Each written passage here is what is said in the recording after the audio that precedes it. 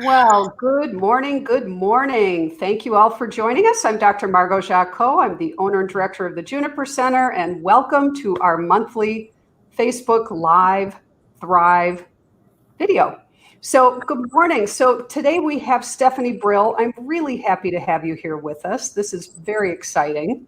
Let me tell everybody quickly a little bit about you, and then we can talk about important things like Jackson Hole and the weather and kinds of things. So, Stephanie, your work is really phenomenal. It's been groundbreaking.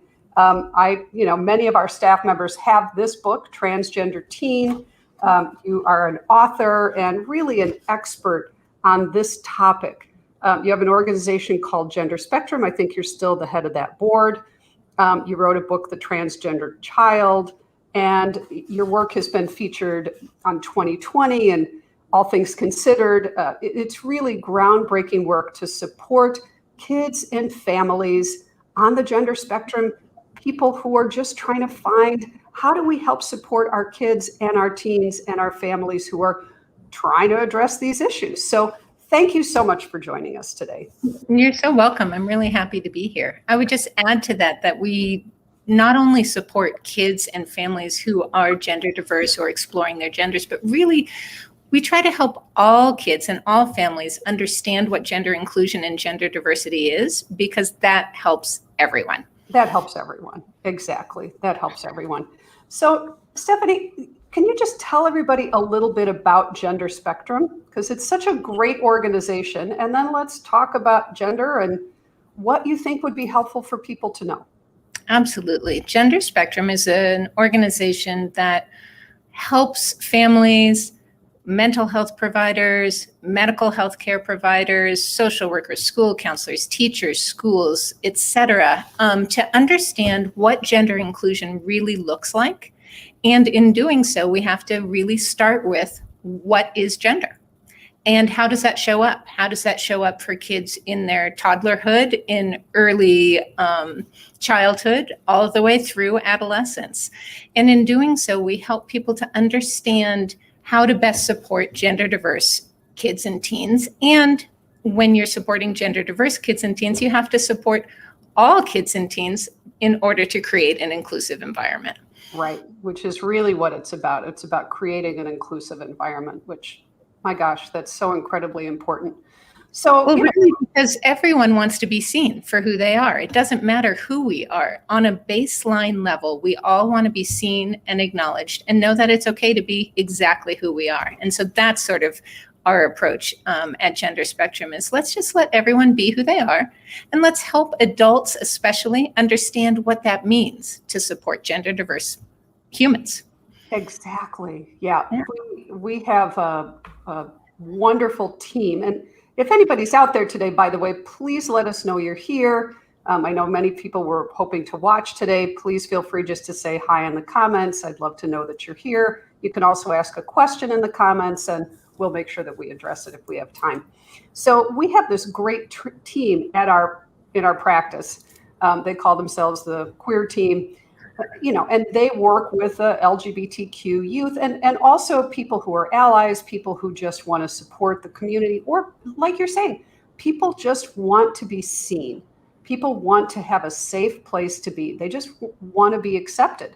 So you're not asking for anything beyond, nor are we, anything that you want or I want or anybody else wants. We all want to be seen. We all want to have a safe place to be. We just want to be able to exist, right? Yeah, exactly. And be understood. So where would you start with that for trying to help people achieve that? Yeah, well, I think that it's important to understand, just based from what you just said, how you have a queer team, and that's fabulous and fantastic. And one of the things that we like to do at Gender Spectrum is to actually explain to people that sexual orientation and gender are two different things. They may be overlapping parts of identity. Someone, for example, might be bisexual and transgender, but they are separate parts of identity. And very frequently, people merge the two. And the more liberal folks seem to do it even more than the conservative people. Let me give you an example. So let's just take a 6-year-old boy who has always just been a boy. No indication that he is anything but that. However, he likes soft clothing. He might like to cook and do creative play. People like to say, oh, he's probably gay. We have no indication that this child is gay. What we do know, excuse me, is that he's breaking outside of traditional gender norms, perhaps. He is just saying, hey, this is where I feel comfortable. It's pushing up against that gender boundary that people like to associate with sexual orientation, even for young kids, when that's not an indication of sexual orientation. He may indeed grow up to be gay, but that's not what we are seeing. What we're seeing is he has preferences that we've put into this little box of saying, well, girls are supposed to have those preferences, not boys, when really they're just activities or clothing styles that this individual likes or friends he likes to keep. Right, exactly. So just a quick hello to Braden and Karen and Aline and Donna. Thank you for joining us and saying hi. We're glad you're here. Yeah, good morning.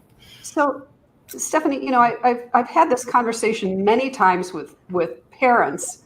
On our team, at this point, I don't work with teens anymore. I did for a long time, but I think, I reached a point where it didn't make sense for me to be the one to do that. So I hired people who were certainly.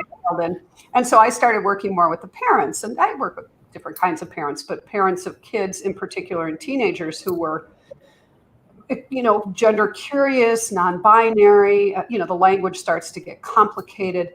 And they might say, there was kind of like this little boy, there was never any real indication, or, we thought maybe he was gay, but what is this transgender thing? And, oh my gosh, he's just a kid or he's just a teenager. And how could he know? And it's just a phase. And is he mentally ill? And, on and on and on.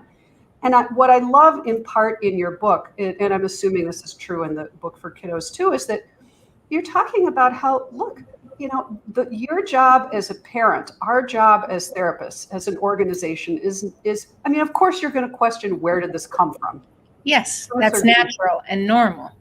It's natural and normal. It doesn't mean that what's happening is pathological. Correct. And it doesn't mean that the person is sick or morally corrupt or going to. And it also doesn't mean that it truly came out of nowhere. What research shows us is that most non-binary and transgender teens reveal to their parents sometime in adolescence, but they may have known inside themselves when they were as young as 3, 4, or 5, either didn't have the language for it, tried to express it, and were told, no, you really are a girl. Let's just stop this. Or got bullied for doing some of this, and so kept it inside until they could no longer keep it inside, or until they finally had language to express what's going on. And that's why there are a few different times in life that are most common for kids who do have a more non-binary or transgender identity to self-express. One is in early childhood, and another is right when they're entering into puberty and their bodies are changing. And as their bodies are changing, all teens, when their bodies change, have some level of angst, like, I'm not ready for this. I don't feel comfortable with this. My body looks different from this person's body.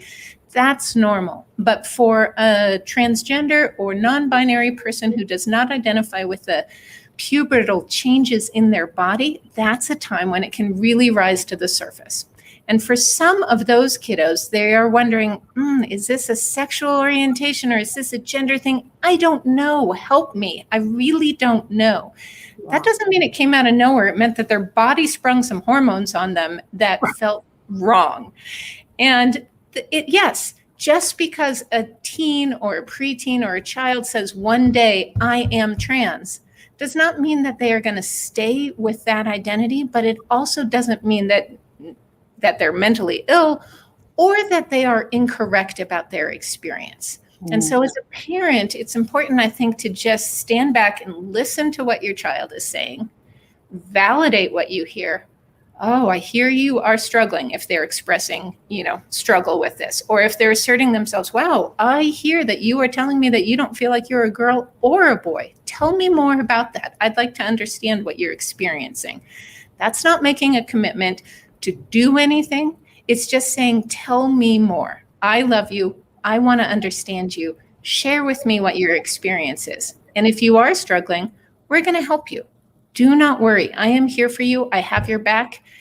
Might take me some time to catch up with where you are. If this is a teen who, for example, has been thinking and exploring and researching this for years and only is letting you in. But you want to ideally respond in an affirmative manner when they first tell you. And if you don't worry. We all have moments of shock. And so if you're like, no, you're not. I know you. You have never expressed any of this. It's okay to come back a few minutes, a few days, a few weeks, a few months, even a few years later and say, I'd like a redo. I do not like how I've been responding to you. And I'd like to do this again. I love you. I know more now. And I'd like to start again. Tell me, you say that you are a boy. I always thought you were my daughter. Tell me more. I want to be with you on this journey. Oh, I love that because, I've worked a lot of the times when the parents come to me, if they're seeking a therapist, they're not at that phase typically of saying, I love you, I accept you. And sometimes parents do. I've had many parents come and say, I want to make sure I don't flub this. Like, I don't know what this is. I feel like all of a sudden I was dropped into a foreign country. They're speaking a foreign language. I don't know anything about this, and I don't want to flub it up. And, typically what I'll say is, well, just talk to your kid. Yes. They'll tell you, don't worry about it. Don't be afraid. You can talk to your kid and we'll give you some education, give you some things so that you understand. We can give them, some gender spectrum resources, which would be great. Thank you, Ari. Welcome. Glad you're here today. And I think that's I like the redo as well, right? That even if it gets flubbed up or you have a reaction. I remember when I came out to my mom, she had such a yucky, such a lousy reaction. And I'm sure down the road, and unfortunately she didn't, live long enough for us to have a repair. But, the point being that I know for a fact, given what I know about her, and now that I'm an adult, it would have been a very different experience. And so that initial reaction might happen, which is a good thing for the kiddos to understand too. If they have an advocate who can say, look, parents go through phases. This isn't necessarily where they're always going to be. Sometimes the kiddo, if we can help them have patience as well, which is really tough. But, I think I have 2 teenagers right now. And I think about all that it takes to be a teenager. Just a typically developing, neurotypical, gender, cisgendered kiddo with all the, we know what that is. We all were there at some point, even if we're a little amnestic about it, we were all there at some point. We sure were. Right. But then you add on these layers of complexity and what if their bodies are starting to change? And maybe they're just hitting puberty, and what about puberty blockers? And oh my gosh, what if your kid wants some, other medical intervention? And then you're dealing with parents around that. So they may have time to get through their shock and awe, but sometimes the kid needs things to happen fairly quickly before their body change. Let's talk about that for a second. Yeah, because the thing with adolescence is our bodies do change. That's what adolescence is, right? And if you are someone who is a transgender person and you already know that you are trans, or you learn it sometime early in adolescence, it is wonderful if your body doesn't have to continue developing in the wrong direction for a couple of reasons. One, for your mental health and well-being in this moment in time, so that you can just stop this sort of out of control train of adolescence and say, okay, hold on, something is not right here, or I know what is not right here. And that is the beauty of, as you say, hormone blockers, puberty blockers, GnRH inhibitors. They are a medication that can put puberty on pause. They don't have any negative side effects. They can be used for a number of years if need be, while either the family gets on board with what is the teen is saying is right for them. For example, that might be initiation of hormone therapy so that they can go through the adolescence that they were not going through, the other adolescence, to align their body. Or it might be just to buy time to say, look, I'm feeling non-binary. I'm not sure which body changes are right for me, but I need some time to figure this out. It might be time that parents need to come into alignment with one another. There might be one parent who is more supportive of medical interventions and the other who says, I'm concerned about this and I'm not educated enough and I feel like this is the wrong decision. blockers are really wonderful to press the pause button for everybody. And they can be used at any point during adolescence so that the body does not continue to grow out of control. And also so that parents can be affirming to their child in saying, I hear you, I understand, I'm not ready for the next step yet, but I will support you. And for so many people, this can actually, as Ariel says, be a lifesaver, literally a lifesaver, because transgender and non-binary teens are some of the most highest at-risk population for self-harm and for suicidality. Just to be straight up, we're looking at more than 40% in this range. What other population do you know of where more than 40% of them attempt or suicide, and oftentimes more than once? Obviously, some people succeed as well, which is heartbreaking. It's heartbreaking. It is just astounding. And so as parents are like, well, I need more time, you realize that not only does the adolescent brain not compute time in the way that the adult brain does, everything is urgent to them. But also time is of the essence for them. And so when it comes to medical decisions, as a parent, we have this magic. Remember Bewitched, where she could twiddle her nose and everything stands still? That's what blockers are. And it buys the adults time, the therapist time, the teen time to say, okay, what is the next step? Oh, I love that. It is a bit like Bewitched, right? Yeah. Puts things on pause. And I've had this conversation with many, many parents. They're worried. Hi, Mark. Nice to see you. Thanks for joining us. Good last name. It's my brother, who's a lovely, lovely human. It's really for parents, this thing about doing a medical intervention of any kind, even puberty blockers, is tough. And so I do send them places, thank goodness locally we have Lurie Children's Hospital that does amazing work with different gender curious, transgender kids, non-binary kids, however they identify. And so I asked them to get a consultation, speak to a medical doctor. Don't just read a book. Don't just take my word for it. Go get some information. And I have never had somebody come back and say, well, they said it was a bad idea. Because after the fact, and this is so important, it's not, yes, it's so that they have time to really decide what's happening. It stops the things like the Adam's apple. It stops the broad shoulders and the lowering of the voice and the facial hair patterns. These are all things that cannot be reversed. So you're looking at electrolysis, a voice training, a lower voice, height growth. These are things that are irreversible. Right. And natural hormones do this. And so pressing the pause button on that allows your child the potential for lifelong comfort in their body, rather than having to have multiple surgeries in the future just to feel like they are in a body that feels more aligned for them. And so when you're saying, I don't want to make medical interventions, oftentimes you're actually prescribing a life of medical interventions in the future for your child as an adult, with numerous surgeries involved for things that were preventable. So it's a way of sort of flipping the conversation on its head and saying, wait a second, because oftentimes people will use a religious argument that says, well, God wanted you to be this way, so who am I to intervene?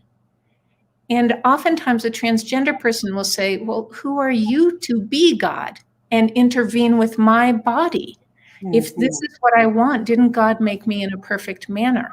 Mm-hmm. No, I'm not here to have a religious conversation, but just know there are many sides to the religious conversation. And by asserting a religious overtone, sometimes that actually undermines a teen's religious connection as well. And you have to remember that if they were raised in a religious household, they have religious identity as well. So it's complex. It's complicated. Yeah, it's that. And that, boy, you and I could have, you could write a book on that. We could have a whole conversation about this. And thank goodness you're going to be coming back and doing some more training for us down the road. But yes. I have to say that, the desire of the parents, of course, is, and I've never seen it be of ill intent. No, it's always to do the best for their child, to protect their child, to make sure that their child is safe, not bullied, has the best options available to them.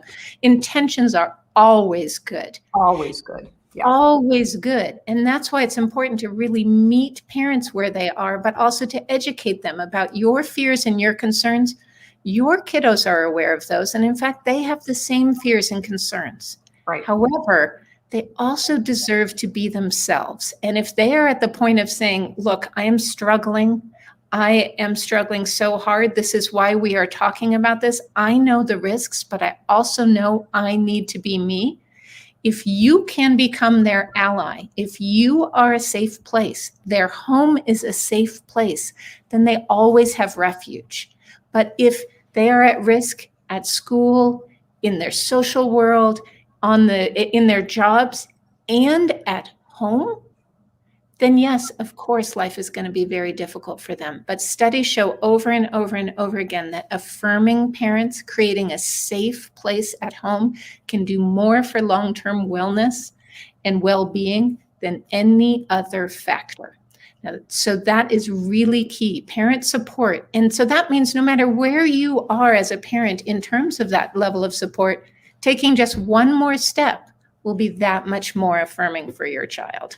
Yeah, exactly. And at Gender Spectrum, that's part of what you do. You have a phenomenal number of groups, right? I mean, seriously, this is such an imperative resource. Not everybody lives in Chicago with the bumper crop of LGBTQ informed and sensitive therapists. That's just the truth. And in fact, most people don't. So here, we're scrolling through right now to see some of the offerings that you have. So you have groups for kids and for parents, because everybody needs support. The kids might need support, of course, and it might not be able to come from their school social worker, who may be a lovely human, but doesn't really know what they're talking about. Although, we hope they're catching up. But definitely having a group where parents can attend. And I've encouraged parents to go to groups, and I've said, I'm not, no way. But going back to that conversation of, guess what? You want the best for your kid. The thing that you're going to need to do is to get yourself educated and get yourself some support so you can be what your child really needs. And that might be other than what you thought. So Mark also said, even though parents mean well, one of the worst things they can do is to impose their preconceptions on their child during this incredibly vulnerable time. Absolutely. This is so true. And what I would say to that is, as parents, right now, our ideas as adults of gender were formed during our formative years, 0 to 5. That depends on how old you are, where you were born, where you were raised, what your race and ethnicity are, what your religious upbringing is and was. Your kids, the same thing, 0 to 5, where they were, what kind of household and experiences they have. They have different understandings, formative experiences of gender. So you, in essence, are a little outdated. And so as gender becomes, as there's more language for gender, more nuance and more complexity, it doesn't mean this is a fad. It doesn't mean that this is something that is going away. In fact, gender complexity has been around all around the world throughout all of time. What's more important is to learn the language, to not say, wow, there are 50 terms for gender. I can't figure this out, therefore it's not real. Instead, educate me. So when your teen is talking about Tyler and they're saying they, you say, oh, I notice you're using they pronouns when you refer to Tyler. I don't have anyone in my social world who uses they, but I certainly have read about this. Can you explain to me, does Tyler feel non-binary? And what does that mean for you and your connection with Tyler, or how's Tyler treated at school? You can learn by asking questions. They might roll their eyes, but they know that you're interested. And so when they say, Maria, she da-da-da-da-da, and you're like, Maria, I thought you were out with Mark the other night. No, Mark has changed to Maria. Maria, she, get with it, Dad. You're like, oh, does that mean Maria is transgender? Yes, Dad. Well, tell me more. Are there other trans kids in your class? Of course there are. There are 4, in the 9th grade. And, there's one, I think, in the junior class. Oh, that's so interesting. In my class, I didn't know that there were any in my high school. But maybe there were and I didn't know about it. Maybe they didn't feel comfortable expressing themselves the way that youth of today do. So tell me more. How is this working at your school? Is everyone on board and accepting? Are you accepting? What does this mean when your friend Mark is now Maria? Are you having a hard time with that? Or tell me, share with me. Right. Just creating that conversation is so critical. I love that. Yeah, my younger son has a friend who was born female and now identifies as male. And they just, I mean, the switch for my kids was like that. I mean, sure, I'm having two moms. They probably have a little more awareness than maybe other people do, but still that, just because of that, they could in their teenage years be going the complete opposite direction and be rejecting of all of this. So, but I ask them those questions about, well, how is everybody else around you handling it? They're like, they're fine. Why wouldn't they be? Right. This is gender of today. And so if you want to stay connected with your teens, with your children, you have to learn the language. You have to understand the new framework to understand what's going on. And this is not just in support of transgender and non-binary kids and teens. It's in support of all teens so that you can be connected with them and you become and maintain a supportive role in their lives as they move through their childhood and adolescence and adult lives. Doesn't matter if they're cisgender, non-binary, or trans themselves. Mm-hmm. And it's so tricky because the language is always changing. And so we can feel insecure. As Ariel says, what does that label mean to you is a great question to ask because it is. Tell me more. There are so many words to describe gender and they do not mean the same thing to each person. And we can feel insecure in not knowing this language, but just ask. And if you slip up with your own child or with one of your nephews or your neighbor's child or one of your kids' friends, and say, for example, with pronouns, and they're using they, there, and you say she, and everyone's like, Mom, they. You're like, oh, I'm sorry. I'm still getting used to it. They, da, da, da, da, da. And you just keep going. It's okay to make mistakes. We do not need to be perfect. And our kids do not need to see us as perfect, much as they might like to hold us to that standard. They also need to see that we do make mistakes and we're committed to growing. Right. Can I have that in writing for my teenagers? I don't have to always be perfect.